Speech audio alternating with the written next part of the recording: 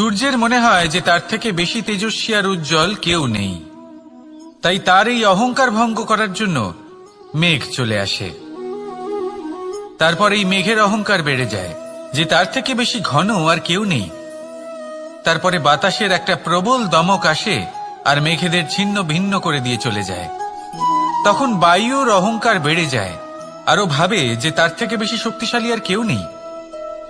এই দমকা বাতাস যখন বিশাল এক পর্বতের সাথে ধাক্কা খায়, তখন সেই বাতাসের অহংকারও চূর্ণ বিচূর্ণ হয়ে যায়।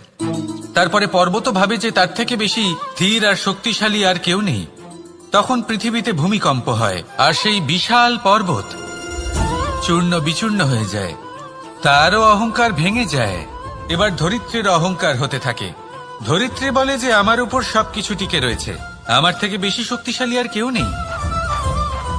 একটা ছোট্ট ইঁদুর আসে, মাটিতে গর্ত করে আর মাটি ধসিয়ে দেয়। ধরিত্রীর অহংকার ভেঙে যায়।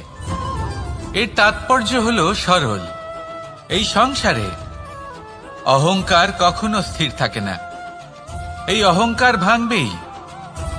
এটা হলো সাংসারিক চক্র। আমাদের নিজেদের জীবনে কর্তব্য পালন করতে হবে, কর্ম করতে হবে, কিন্তু অহংকার নয়। যে ব্যক্তি এটা বুঝতে সক্ষম হন তাকে জ্ঞানী বলা হয়, আর যে মানুষ এটা বুঝতে পারেন না তিনি সারা জীবন শোধ প্রতিশোধ মান অভিমানের এই চক্রে আটকা পড়েন।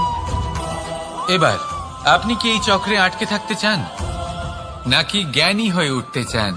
সেই চয়ন আপনারই। আসুন আর আমার সাথে ভালোবেসে বলুন রাধা রাধা।